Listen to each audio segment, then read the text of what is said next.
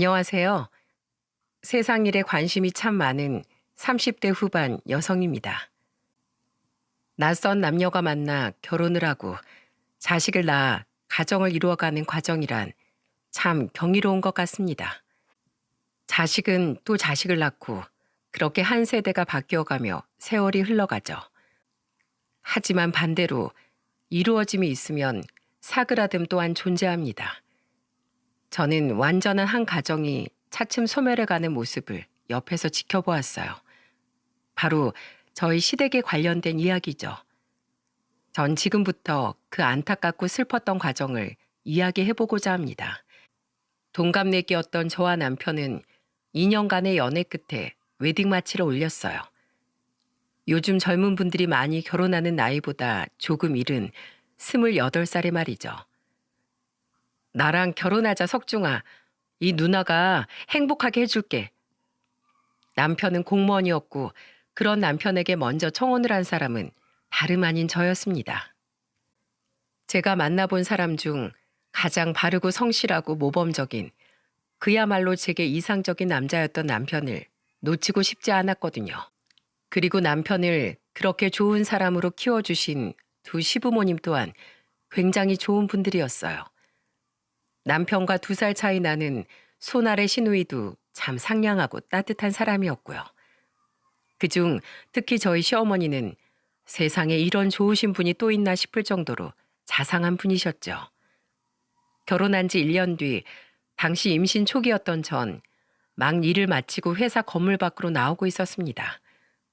밖엔 1시간 전부터 갑작스럽게 내리기 시작한 폭우가 한창이었어요. 사무실에 남은 우산이 없었고 편의점도 1분 정도는 걸어가야 했던지라 택시를 불러야 하나 아니면 이 비를 맞고 편의점까지 뛰어가야 하나 한참 고민 중이었죠. 그런데 갑자기 누군가가 건물 옆에서 절 부르더라고요. 예, 정희야. 어머님? 깜짝 놀랐습니다. 그 사람은 바로 우산을 쓰고 한 손엔 다른 우산을 들고 있던 저희 시어머니였거든요. 시어머니는 급하게 달려오신 것처럼 가쁜 숨을 몰아쉬고 계셨죠. 여기까지 어쩐 일이세요, 어머님? 날씨도 이렇게 굿은데. 아이고, 숨차다 숨차. 정희 너 우산 없지? 집에 있는데 갑자기 비가 막 쏟아지더라고. 그래서 너한테 연락해볼까 하다가 너 바쁠까봐 석중이한테 전화하니까 걔도 오늘 퇴근을 늦게 해서 널 데리러 못 갈 것 같아. 안 그래도 걱정 중이었다고 하더라고. 너 오늘 차도 두고 출근했다면서? 그래서 혹시 너 비 맞을까봐 걱정돼서 얼른 내 버스 타고 뛰어왔지. 정희 너 감기도 걸렸다며? 혹시 내가 괜한 짓 한 건 아니지? 그 와중에도 시어머니는 혹시 며느리인 제가 불편해하진 않을까 걱정하며 제 눈치를 살피시더군요. 정작 전 시어머니께 너무 감동을 받아 눈가가 뜨거워졌는데요. 아니에요, 어머님. 제가 죄송해서 그러죠. 어머님은 몸도 약하시면서 고생스럽게 뭐하러 그러셨어요. 감기 걸리고 임신까지 한 우리 며느리 걱정돼서 내가 집에 있을 수가 있어야지. 집에서 노는 나야 고생스러울 게 뭐 있어. 자, 이거 바꿔라. 내가 제일 큰 우산으로 가져왔어. 그거 쓰고 얼른 집에 가거라. 감사해요, 어머니. 어머님, 그러지 말고 저랑 같이 집에 가요. 제가 맛있는 저녁 해드릴게요. 그리고 저녁엔 남편한테 데려다 드리라고 할게요. 네? 아이고, 내가 널 그렇게 번거롭게 하려고 여기까지 온 게 아닌데. 어머님한테 저녁 차려드리는 게 뭐가 번거로워요. 얼른요, 어머님. 우린 우산 하나로 쓰고 가요. 제가 들게요. 여기 제 팔짱 끼시고요. 아무리 며느리를 딸같이 아낀다지만 사실 저희 엄마도 다 큰딸인 절 위해 그렇게까지 하시진 않았거든요.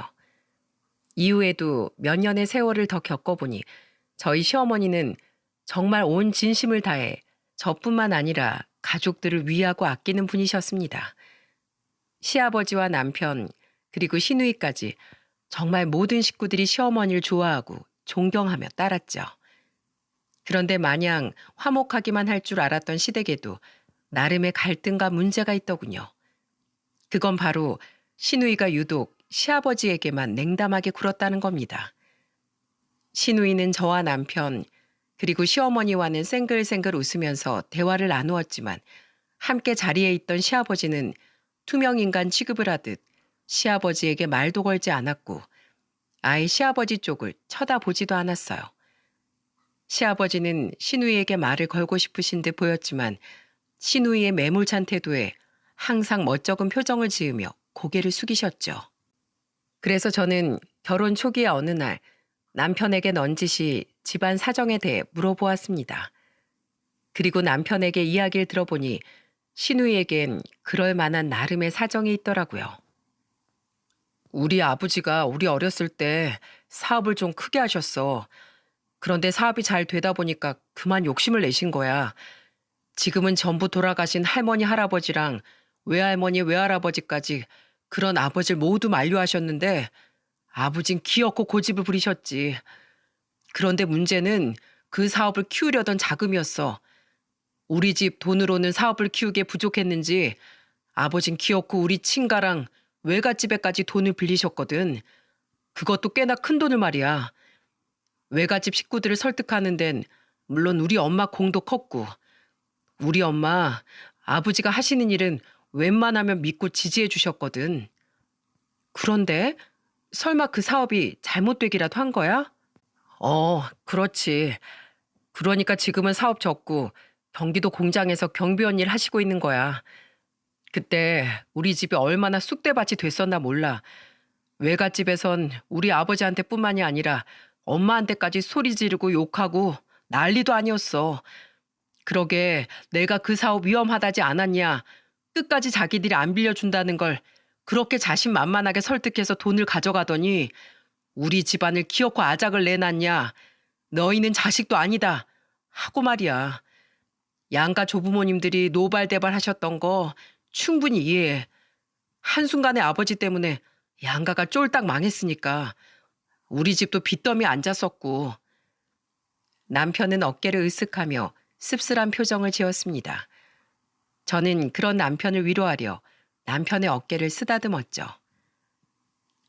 우리 부모님은 우리 집이랑 양가에 진 빚을 갚기 위해 정말 열심히 사셨어. 주부였던 우리 엄마는 파출부 일을 시작했고 파출부 일이 끝나면 저녁엔 또 식당 일을 나가셨지. 우리 아버지도 그때부터 아파트 경비일 전전하시면서 쉬는 날엔 공사판 노가다 뛰셨고 새벽엔 대리운전까지 뛰셨어. 그렇게 양가에 진 빚과 우리 집에 남아있던 빚 모두 다 갚고 난 뒤에야 엄만 일을 그만두셨고 아버지도 당시 막 이직했던 공장 경비직 일 하나만 하실 수 있게 되었어.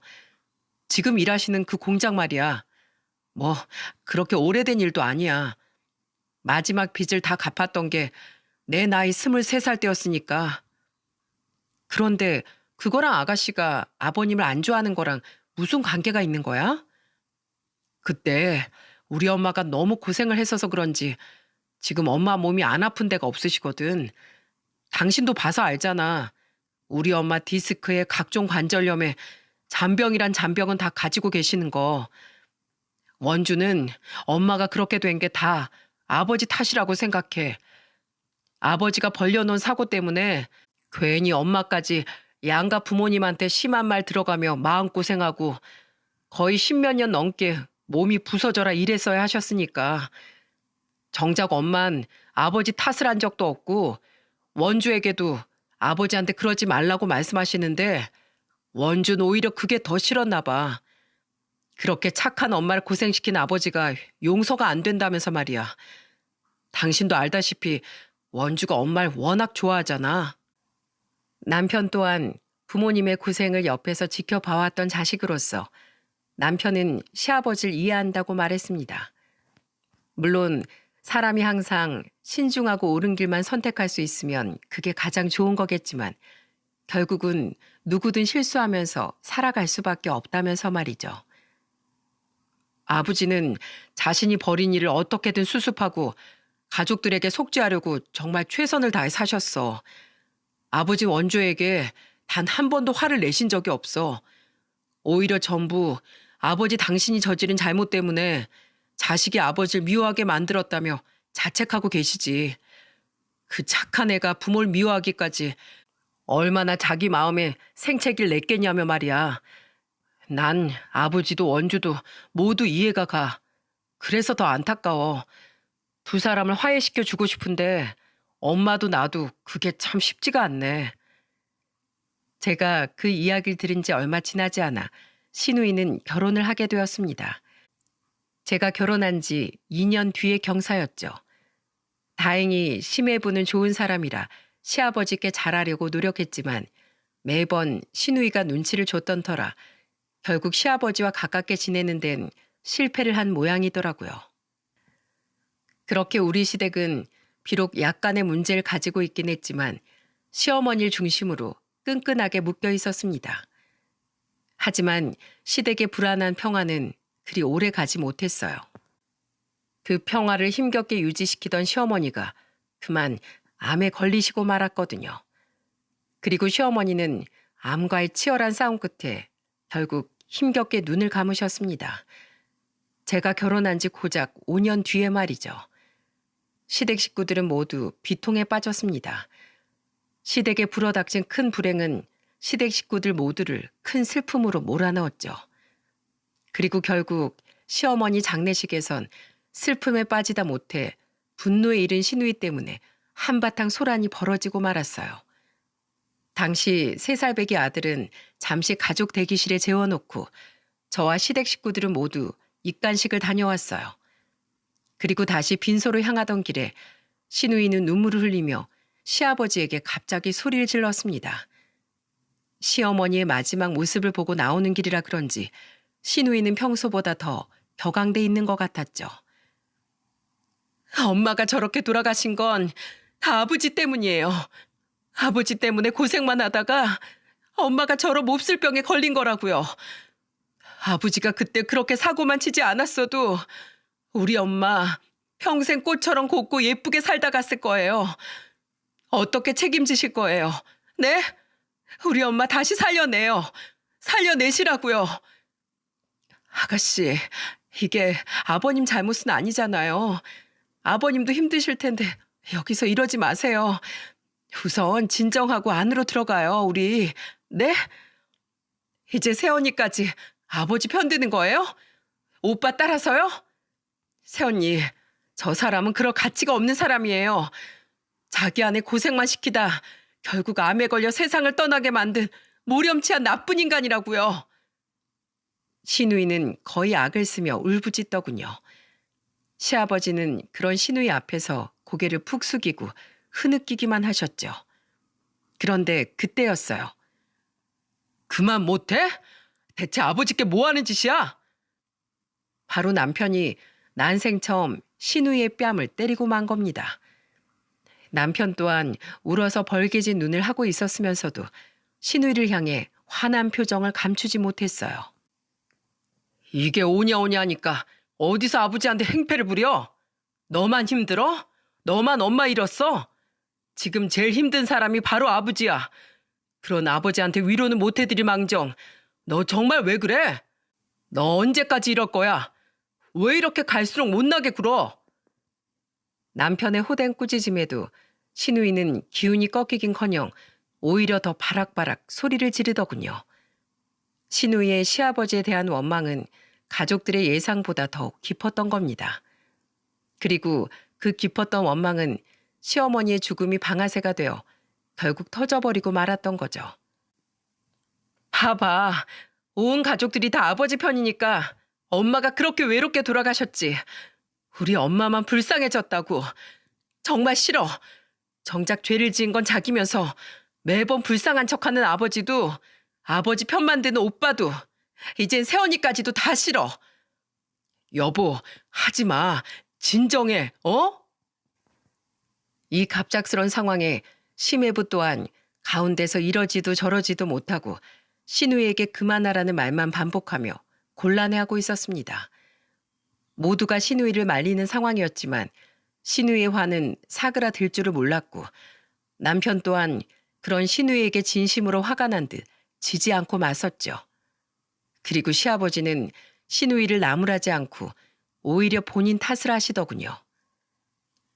놔둬라, 놔둬. 원주가 저럴 만도 해. 내가 다 잘못했다. 그래, 나 때문에 너희들 엄마가 이렇게 일찍 떠나버린 거야. 내가 정말 미안하다. 미안해. 정말 난장판도 그런 난장판이 없었습니다. 그날만 생각하면 아직도 머리가 아찔해요. 그래도 어떻게든 저와 시매부가 남편과 시누이를 어르고 달래 우리는 시어머니의 장례를 무사히 마칠 수 있었어요. 하지만 시누이는 결국 또 다른 충격을 우리에게 안겨주었죠. 새언니, 전 엄마 없는 이곳에 더 이상 아무 미련 없어요. 아버지도 오빠도 더는 보고 싶지 않고요. 그래도 새언니, 엄마 장례식 때 새언니한테까지 못되게 말한 건 정말 죄송해요. 잘 지내요, 새언니. 시어머니가 돌아가시고 몇 달 뒤 시누이는 시매부와 함께 캐나다로 이민을 가버렸습니다. 시누이는 이미 캐나다에 일자리를 알아봐둔 상태였고 시매부는 직업 특성상 일할 때 시간과 공간적인 제약을 받지 않았기에 가능한 일이었죠. 시누이가 갑작스럽게 떠난 후 남편도 힘들어하긴 했지만 시아버지는 한동안 정신을 차리지 못할 정도로 힘들어하셨습니다. 갑자기 아내와 딸을 동시에 잃은 일은 시아버지께 이루 말할 수 없는 충격과 상처를 준 모양이더군요. 한동안 저와 남편은 아들을 데리고 시댁에 들어가 지내기까지 했어요. 힘들어하시는 시아버지를 도저히 혼자 둘 수가 없었거든요. 이제 시아버지께 남은 유일한 가족이었던 남편은 매일같이 시아버지 기운을 되찾아주기 위해 끊임없이 노력했죠. 아버지, 너무 슬퍼하지 마세요. 원주가 엄마를 너무 좋아했으니까 그만큼 슬픔도 커서 그랬을 거예요. 오히려 지금은 이렇게 떨어져 있는 게 서로에게 더 좋을지도 몰라요. 그렇게 서로 아픔도 미움도 많이 무뎌졌을 때 그땐 분명 원주 돌아올 거예요. 심성은 여리고 착한 앤 거 누구보다 아버지가 잘 아시잖아요. 그러니까 그때까진 제가 원주만큼 아버지께 더 잘할게요. 다행히 시아버지는 조금씩이나마 차츰 기운을 찾으셨고 그렇게 2달이 지나서야 우리 가족은 다시 집으로 돌아와 생활을 하게 되었습니다. 하지만 세상의 잔인함은 또 한 번 우리를 덮치고 말았어요. 왜 이렇게 머리가 깨질 것 같지?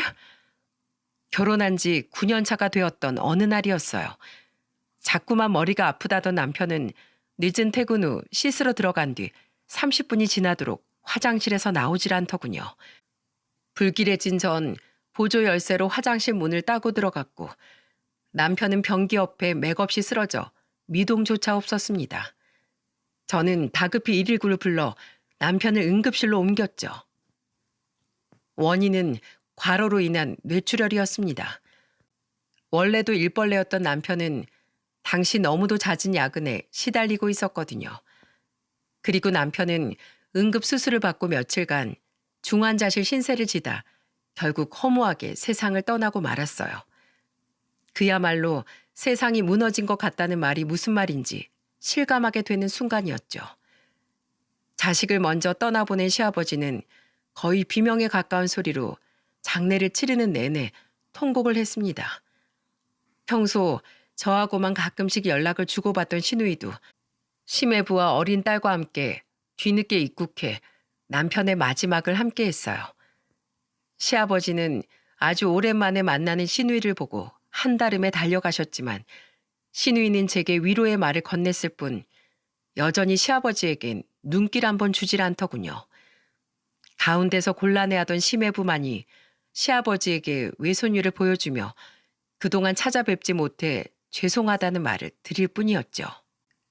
그래도 시누이는 남편을 납골당에 안치시킬 때까지 우리의 곁을 지켰습니다. 그리고 남편의 유고를 안치시킬 때 시아버지는 엉엉 울던 제 어깨를 안아주며 함께 눈물을 흘리셨어요. 저는 그런 시아버지의 손을 잡고 계속해서 목구멍을 비집고 나오려는 울음을 애써 참으며 남편에게 마지막 인사를 했죠. 여보, 나랑 우리 주민이 걱정은 하지 마. 우리 주민이는 내가 잘 키울게. 당신처럼 훌륭하고 바른 사람으로 자랄 수 있도록 말이야. 그러니까 여보, 하늘에선 더 이상 일도 가족 걱정도 하지 말고 편히 쉬어.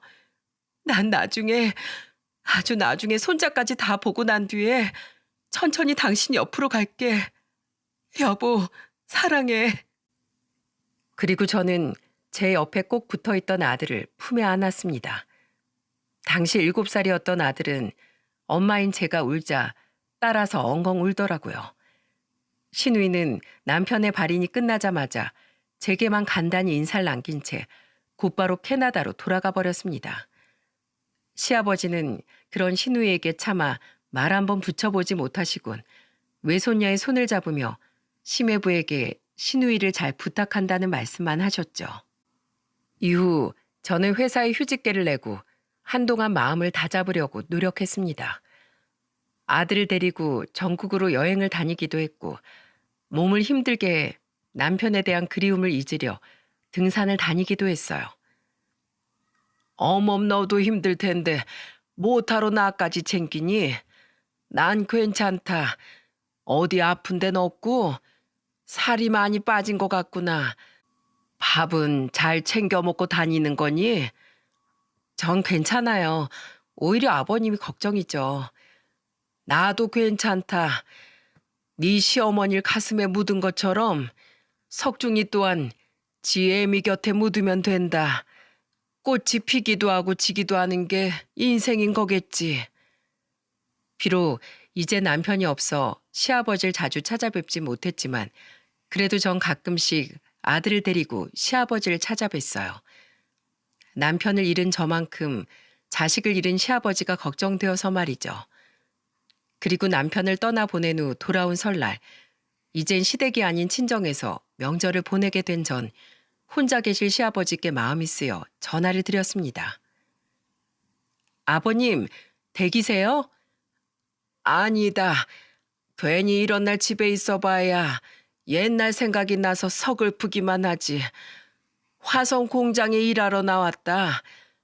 지금 한창 공장이 바쁠 때라 직원들 몇몇하고 대표님까지 나와서 일을 하고 있어.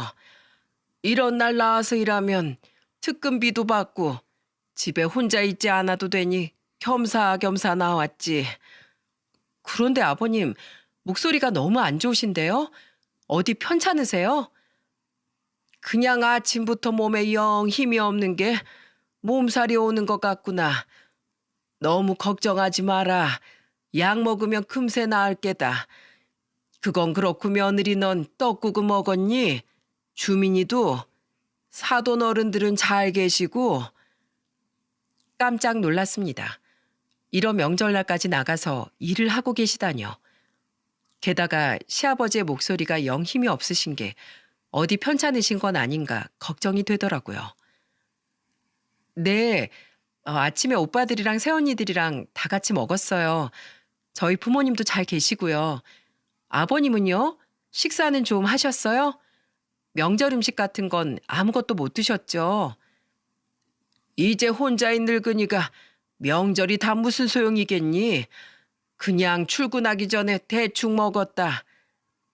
그럼 아버님, 제가 음식 좀 싸서 아버님 계신 공장으로 갈게요. 아무래도 아버님이 걱정돼서 제가 직접 뵙는 게 좋을 것 같아요. 저는 통화를 마치고 엄마에게 부탁을 드려 갖가지 나물과 전을 보온통엔 탕국을 쌌습니다. 가서 네 시아버지 잘 보살펴드리고 집에도 모셔다 드리고 와. 말씀은 안 하셔도 많이 쓸쓸하고 외로우실 거다. 저는 그것들을 들고 아들과 함께 시아버지가 일하시는 공장으로 향했어요. 아들은 오랜만에 할아버지를 본다는 생각에 신이 나 있었죠. 할아버지 오랜만에 뵈러 가니까 좋지, 주민아? 거기 가서 할아버지 보자마자 꽉 안아드려. 그럼 할아버지가 엄청 좋아하실 거야. 하지만 공장 정문 앞에 주차를 하던 전 눈앞에 펼쳐진 광경에 차마 말을 잇지 못했습니다. 주차장에서 조금 떨어져 있는 공장 입구 옆엔 시아버지께서 계신 경비실이 보였는데 그 앞에서 소란이 일어나고 있었거든요. 이봐 김씨, 일 똑바로 안 해? 소란의 주인공은 다름 아닌 작업복을 입은 등치 큰 남자 직원과 저희 시아버지였습니다. 그런데 저희 시아버지는 마치 죄진 사람처럼 두 손을 모으고 그 사람에게 연신 사과를 하고 계시더군요. 창문을 살짝 열고 대화 소리를 들어보니 이루 말할 수 없이 화가 나더라고요. 그리고 저는 직업 정신이 발동해 그 모습을 전부 동영상으로 촬영하기 시작했어요. 김씨, 내가 인사 똑바로 하라고 했지? 어딜 직원이 지나가는데 엎드려서 잠을 쳐자고 있어? 어디서 농땡이를 치고 있냐고? 이거 나이도 먹을 대로 먹은 양반이 돈을 꽁으로 벌려고 하네. 김씨, 이렇게 대충 일할 거면 그냥 때려치워. 내가 대표님한테 얘기해서 당신 확 잘라버리라니까. 제가 오늘 몸이 좀 안 좋아서 약을 좀 먹었더니 너무 졸려서 그만 깜빡 졸아버렸네요. 죄송합니다. 김씨, 내가 저번에도 얘기했지? 경비면 경비답게 직원들한테 인사 꼬박꼬박 똑바로 하라고. 그런데 오늘은 잠을 자? 아주 배가 불렀지? 왜? 명절이라서 일하기 싫어? 그렇게 당신이 꽤나 부리면서 대충대충 사니까 고생만 하던 아내는 암으로 죽고 자식 하나는 과로로 되져버리고 하나는 멀쩡히 살아있는 자기 아버지 꼴도 보기 싫다고 외국으로 튀어버렸지. 어차피 당신 이제 찾아올 자식도 없는데 앞으로 여기서 잘리면 볼만 하겠어? 찾아오는 사람 하나도 없이 독거노인으로 외롭게 살다가 죽겠네. 그러니까 당신 그런 걸 당하고 싶지 않으면 일 똑바로 해. 알겠어? 확 잘라버리기 전에. 시아버지께서 그 공장에 워낙에 오래 다니셨다 보니 시댁의 가정사를 공장 사람들도 속속들이 알고 있는 모양이더군요. 그놈은 이젠 저희 시아버지의 경비원 모자를 손으로 벗기더니 그 모자로 시아버지의 머리를 툭툭 밀치기까지 했어요. 시아버지는 여전히 죄송하다는 말만 반복하고 계셨고요. 그놈의 충격적인 말과 행동을 보니 저도 더 이상은 차에 가만히 있을 수가 없겠더군요. 주민아, 너 여기 꼼짝 말고 있어? 엄마가 할아버지 좀 돕고 올게. 그리고 아들에게 신신당부를 한 저는 차에서 내려 그놈에게 돌진을 했습니다. 여전히 휴대폰 카메라는 몰래 그놈을 향해 겨눈 채 말이죠. 저기요, 지금 뭐 하시는 거예요? 당신은 또 뭐야? 그놈은 갑자기 등장한 저를 위아래로 훑어보며 물었습니다.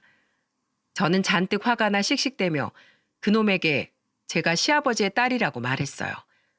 그러자 그놈은 그제야 당황한 듯한 표정을 짓더군요. 저요? 이분 딸입니다. 딸이요? 아니, 잘못은 김씨, 이 아저씨가 먼저 했어요. 경비가 돼서 직원이 들어오면 인사를 똑바로 해야지. 인사는커녕 엎드려 자고 있었으니까 내가 그런 거 아닙니까? 저희 아버지가 몸이 너무 안 좋았다고 방금 사과하셨잖아요. 사람이 아플 수도 있지. 그거 하나 가지고 이렇게 막말하고 사람 머리 툭툭 쳐가면서 모욕을 주는 게 요즘 세상에 말이나 됩니까? 게다가 따지고 보면 경비원이 여기 공장 경비하는 사람이지 인사해주는 사람이에요? 그렇게 인사받고 싶으면 인사하는 고깃집 풍선 인형 앞이나 어슬렁거려요. 아니, 내가 뭐 괜히 그래요? 저 양반 평소에도 행실이 영 별로였으니까 이러지. 계속해서 소란이 일자 공장 안에 있던 직원들이 호기심 어린 표정으로 우리 주위에 하나둘 모여들기 시작했습니다. 저는 그들 중 여자 한 사람을 콕 집어 물었어요. 그 사람은 당황한 표정으로 제 말에 순순히 대답을 했죠. 저기요, 이 사람 직급이 어떻게 돼요? 네? 과장인데요. 과장? 기가 찬다. 회사 대표도 아니고 과장인 주제에 어디서 사람을 자르네 마네. 그리고 저기요, 제가 하나만 더 여쭤볼게요. 솔직히 말씀해 주세요. 여기 계신 이분, 저희 아버지 어떤 분인가요? 저 사람 말대로 저희 아버지가 정말 평소 행실이 안 좋았나요? 그 여직원은 잠시 제 물음에 머뭇거렸어요. 그리고 이내 그 여직원은 머리를 극적이며 이렇게 대답했죠. 아니요. 우리 경비 아저씨 엄청 좋으세요. 항상 출퇴근할 때 인사도 해주시고 저번에 비 올 땐 저한테 본인 우산도 빌려주신 분인데요. 저희 공장 사람들은 모두 아저씨 좋아해요. 그죠? 다른 분들은요? 김 과장, 왜 자네만 유독 경비 아저씨를 매번 못 잡아먹어서 안달인가? 자네나 자기 할 일 좀 제대로 하게. 아가씨 아버님 굉장히 성실하고 모범적인 분입니다. 김 과장 저 사람은 유독 아저씨에게 시비를 걸고 다녔어요. 한심하긴 못났다 못났어. 공장 직원들은 너도 나도 시아버지의 편을 들더군요. 그들의 말을 들어보니 김 과장이라는 그 사람은 여러모로 공장 내에서 평판도 안 좋고 문제가 많던 사람이었더라고요. 하지만 직원들의 핀잔과 증언에도 그놈은 오히려 뻔뻔하게 나왔습니다. 당신들이 뭘 알아? 부장님도 아무것도 모르시면서. 여기 이 김씨 완전 이중인격자라고요. 저하고 있을 땐 안 그런다니까요. 그놈은 끝까지 자신의 잘못을 인정하지 않았어요. 저는 이놈은 글러먹은 놈이다 싶어 최후의 카드를 꺼내 들었습니다. 진짜 이 사람 안 되겠네. 아무리 그래도 곧 70인 분한테 막말하고 머리 툭툭 밀치는 행동이 정말 맞다고 생각해요? 당신 딱 기다려요. 당신 행동들 내가 전부 동영상으로 찍어놨으니까. 그걸로 뭐? 그걸로 뭘 할 건데? 당신이 뭔데? 나요? 이분 딸이자 대한민국 기자예요. 보이세요? 저는 안주머니에서 명함을 꺼내 그놈에게 보였습니다. 그렇습니다. 제 직업은 다름 아닌 기자였어요. 제 정체를 안 그놈은 그제야 일이 잘못됨을 깨달았는지 얼굴이 사색이 되기 시작하더군요. 내가 당신 실체 세상에 다 고발해 버릴 테니까 딱 기다리세요. 이 공장에서 이 공장 직원인 당신이 경비원인 우리 아버지께 한 갑질들 내가 아주 낱낱이 까발려 버릴 거야. 전부 공론화 시킬 거라고. 우리 아버지가 자식이 없긴 왜 없어요? 며느리도 자식이니까 내가 바로 자식이지. 어딜 감히 우리 아버지한테 함부로 짓거려요? 당신 오늘 우리 아버지한테 한 행동 내가 꼭 후회하게 만들어줄 거야. 요즘 세상이 어떤 세상입니까? 이렇게 인터넷이 잘 발달된 시대에 기사 한 번 잘못 나가면 이 회사엔 엄청나게 타격이 클 게 뻔했죠. 그리고 일개 직원인 그놈이 그 타격을 준 주범이 되면 어떻게 되겠습니까? 회사 측에서 그놈을 상대로 고소를 하든 책임을 지고 퇴사를 하든 막대한 손해배상을 피하지 못하겠죠. 저는 제가 찍은 그 영상으로 어떻게든 그놈에게 벌을 주고 싶었어요. 시아버지는 저를 걱정스러운 표정으로 바라보셨습니다. 저는 그런 시아버지께 마음 놓으시라고 말씀드리곤 직원들에게 물어 곧장 3층 대표실로 향했어요. 아까 시아버지와 통화할 때 이 회사 대표도 출근했다는 말을 들은 게 기억이 났거든요. 저는 대표실 문을 벌컥 열어젖혔고 사무 업무를 보고 있던 대표란 사람은 그런 저를 보며 굉장히 놀랐습니다. 그러고 보니 낯이 익은 것도 같은 게 생각해보니 저희 시어머니 장례식 때도 남편의 장례식 때도 항상 조문을 오셨던 분이더라고요. 안녕하세요, 대표님. 저 경비원 김철남 씨 며느리 되는 사람입니다. 아, 네. 여긴 어쩐 일로? 대표는 바깥의 소란을 전혀 모르는 눈치였어요. 저는 대표에게 방금 전 찍은 동영상을 보여주었습니다.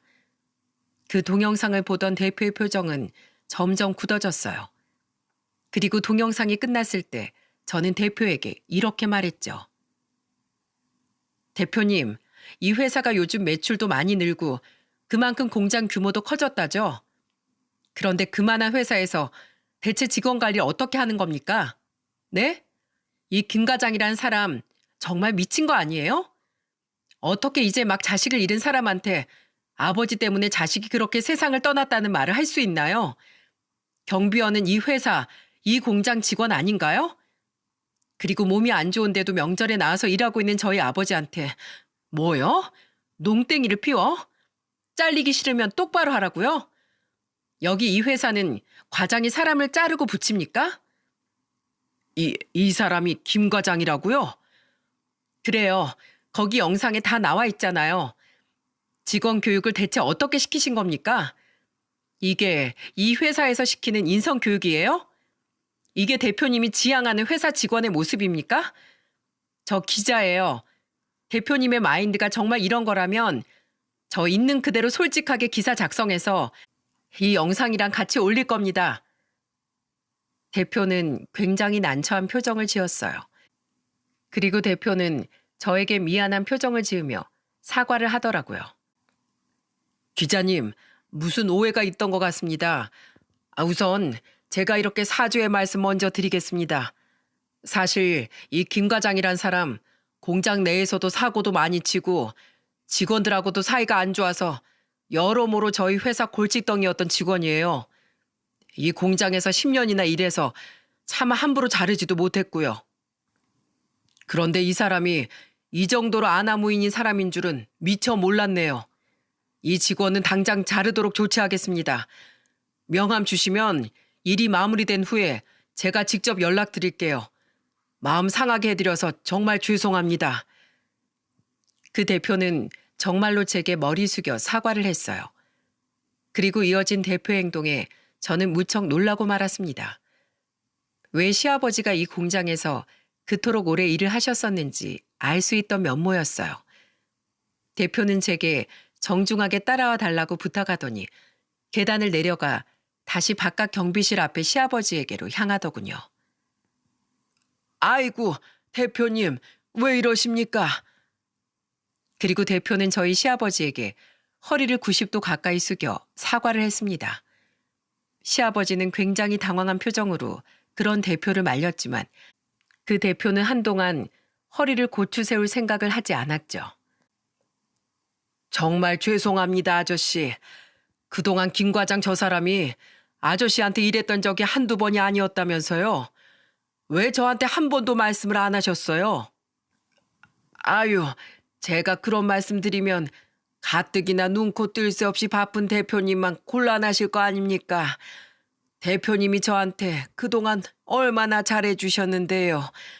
직접 절 채용해 주시고 명절이나 분기별로 보너스에 저희 애들 결혼 때도 축의금 챙겨주시고 조사엔 한 번도 빠짐없이 직접 와주셨잖아요. 그런 대표님 공장에 괜한 분란 일으키기 싫었습니다. 시아버지는 대표란 분을 무척이나 좋아하셨던 모양이더군요. 시아버지의 말씀을 들어보니 과연 그럴만 하더라고요. 그리고 그런 사려 깊은 시아버지의 말에 대표는 복잡한 표정을 짓더니 이내 시아버지를 보며 이렇게 말했습니다. 제가 우리 회사를 진정으로 위해주는 직원이 누군지 여태껏 제대로 알지 못했군요.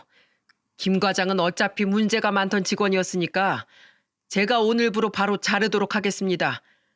죄송합니다, 아저씨. 제가 다시 한번 허리 숙여서 이렇게 사과드릴게요. 그런 게 어딨어요, 대표님? 제가 대표실로 간 후 겁에 질려 계속 바깥에서 제가 나오길 기다렸던 김 과장은 대표의 말에 기겁을 하며 대표를 불렀습니다. 하지만 대표는 그놈을 싸늘하게 노려볼 뿐 그놈에겐 아무런 말도 하지 않았죠. 대표님, 제가 이 회사에 10년이나 몸을 담았는데 어떻게 그런 절 이렇게 자르실 수 있습니까? 저기 기자님, 제가 잘못했습니다. 기자님 아버님께 제가 너무 무례했어요. 제발 저희 대표님 좀 설득시켜 주세요. 김 씨, 아니, 아저씨, 아니 선생님, 제가 너무 융통성이 없었던 것 같습니다. 그 모자로 제 머리를 아예 그냥 냅다 후려치세요. 저 같은 놈은 맞아도 쌉니다. 그러니까 제발 따님하고 대표님한테 뭐라고 말씀 좀 해주세요. 네? 그놈은 대표가 자신의 말을 들어주지 않자 이젠 저와 시아버지에게까지 악어의 눈물을 보이며 애원을 하더군요. 하지만 아버지와 대표는 그놈을 무시했고 직원들은 그놈을 보며 수군댈 뿐 아무도 그놈 편을 들어주려 나서는 이가 없었어요. 그리고 저는 그놈에게 딱 한마디를 남겼죠. 이 인생은 실전이야, 이 자식아. 이후 대표는 저에게 얼른 시아버지를 모시고 병원부터 가라고 말했습니다. 시아버지 옷은 한겨울인데도 불구하고 땀으로 흥건했거든요.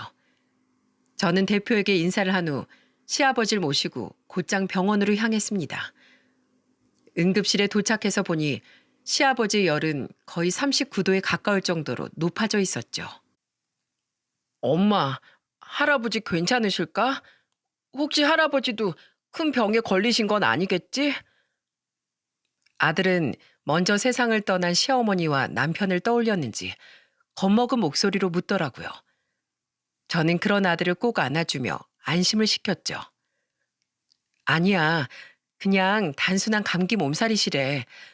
그러니까 주민아, 할아버지 빨리 나으시게 할아버지 손 꼭 잡아드리면서 할아버지 빨리 나으세요 라고 말씀드려.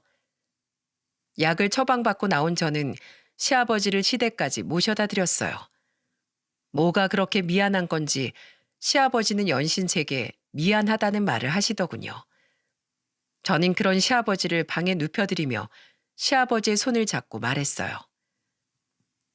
앞으로 아프시면 절 부르세요, 아버님. 저도 아버님 자식이잖아요. 한 이틀 푹 쉬면 괜찮아질 거라고 병원에서 말했으니까 아무것도 하지 말고 누워서 푹 쉬세요. 대표님도 모레까지 쉬라고 말씀하셨으니까요. 아셨죠?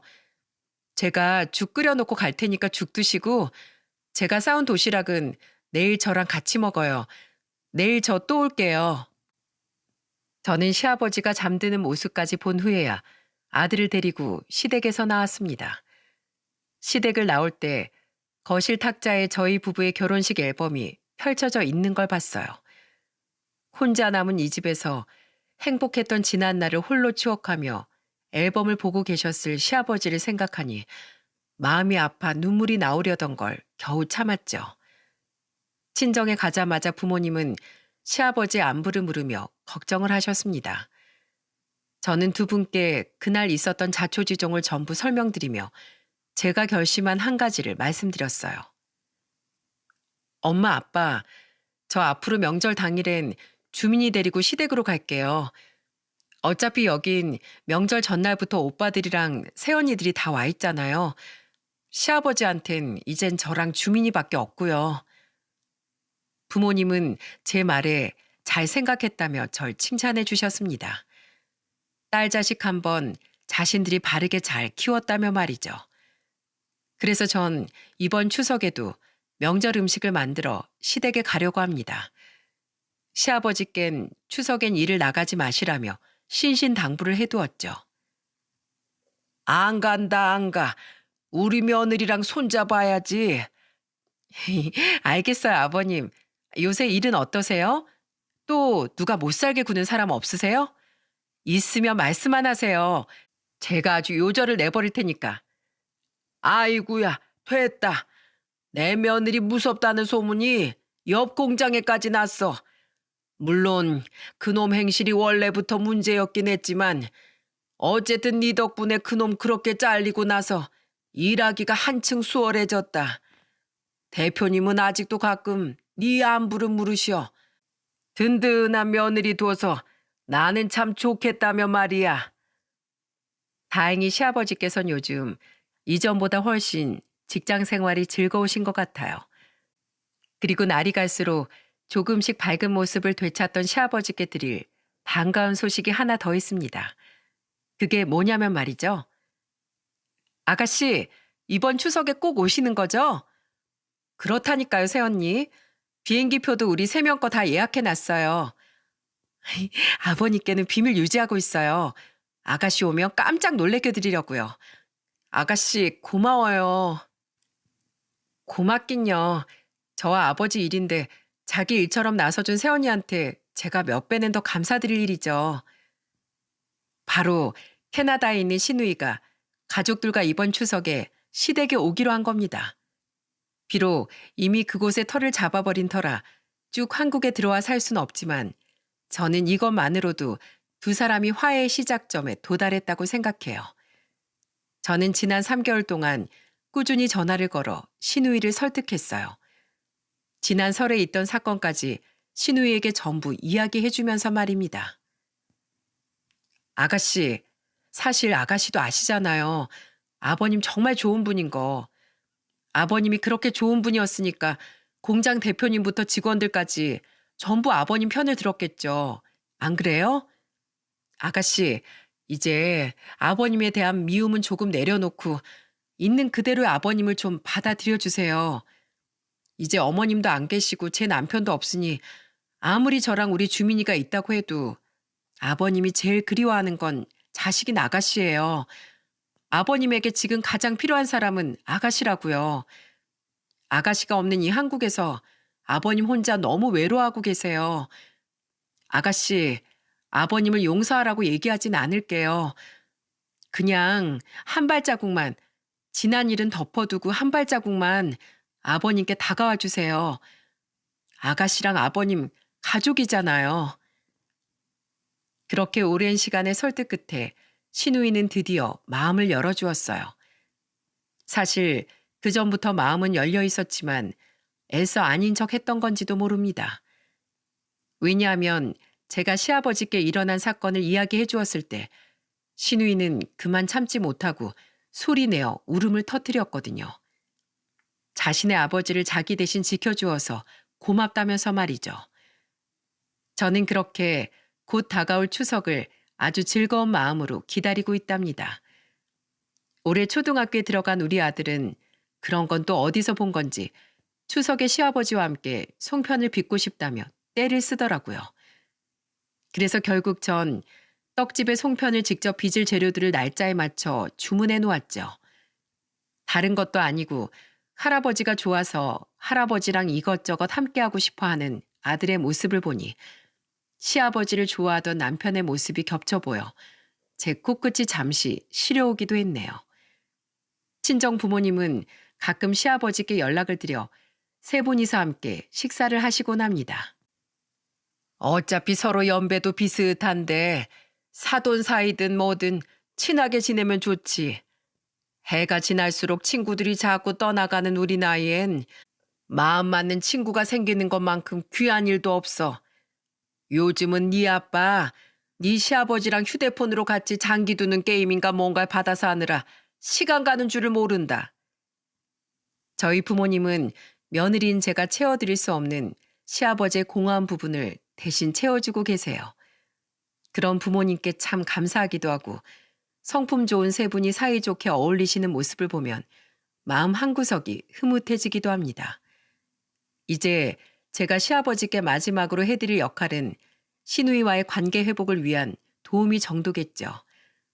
그리고 저의 그런 모습을 분명 시어머니와 남편이 하늘에서 기쁘게 바라보고 있을 거라고 전 생각해요. 저는 앞으로 아들을 남편만큼 훌륭한 사람으로 키워낼 수 있는 엄마로서의 삶과 세상의 불합리한 일들을 지금처럼 많은 이들에게 알릴 수 있는 정직한 기자로서의 삶을 이어가려고 합니다. 그렇게 저는 제 지난 인생을 되돌아보고 앞으로의 자신을 채찍질하기 위해 이렇게 사연을 보내게 되었어요. 여러분께서도 그런 제 삶을 응원해 주시길 간곡히 부탁드립니다.